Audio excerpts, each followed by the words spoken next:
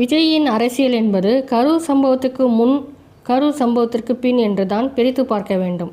கரூர் சம்பவத்துக்கு முன்பு தன்னை சுற்றி இருப்பவர்களின் பேச்சை கேட்டு நம்மை சுற்றி இருக்க கூடிய ஆதவ் அர்ஜுனா, புஷி ஆனந்த், ஜான் ஆரோக்கியசாமி ஆகியோர் நம்மை சரியாகத்தான் வழி நடத்துகிறார்கள் என்கிற நம்பிக்கையில் அரசியல் பயணத்தை தொடர்ந்த விஜய்க்கு விழுந்த பலத்த அடிதான் கரூர் சம்பவம்.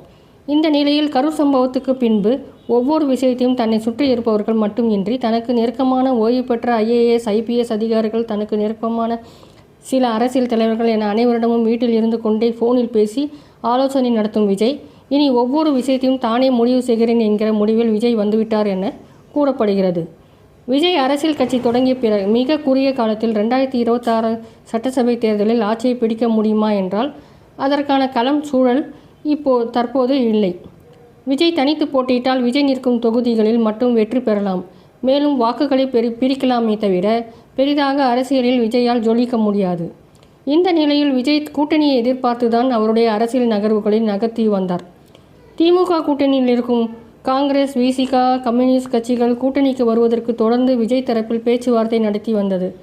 அந்த வகையில் பாஜகவை விமர்சனம் செய்தால்தான் இவர்கள் எல்லாம் நம்மை நோக்கி வருவார்கள் என விஜய் தொடர்ந்து பாஜகவை விமர்சனம் செய்து வந்தார். ஆனால் காங்கிரஸ் மற்றும் VCK போன்ற கட்சிகள் விஜய் பக்கம் சென்று விடுவோம் என்று திமுகவை மிரட்டி அதிக தொகுதிகள் கேட்டு பெறலாம் என்ற திட்டத்தில்தான் இருந்து வருகிறார்கள்.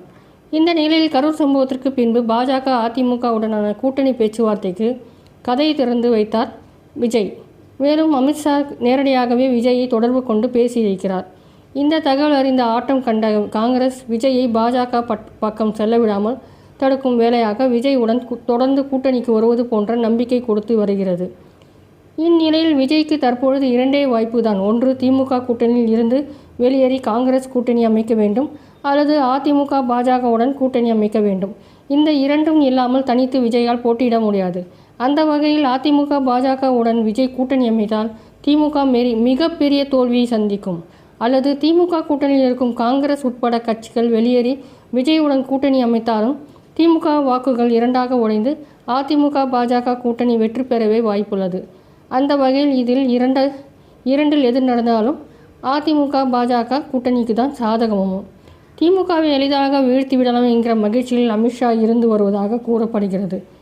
அந்த வகையில் வரும் சட்டசபை தேர்தலில் திமுகவின் ஆட்டம் முடிவுக்கு வரும் சூழலில் விஜயின் அரசியல் வருகை அமைந்துள்ளது. மொத்தத்தில் விஜய் அரசியல் கட்சி தொடங்கியது யாருக்கு லாபமோ இல்லையோ திமுகவுக்கு மிக சிறிய சேதாரம் என்கிறது அரசியல் வட்டாரங்கள்.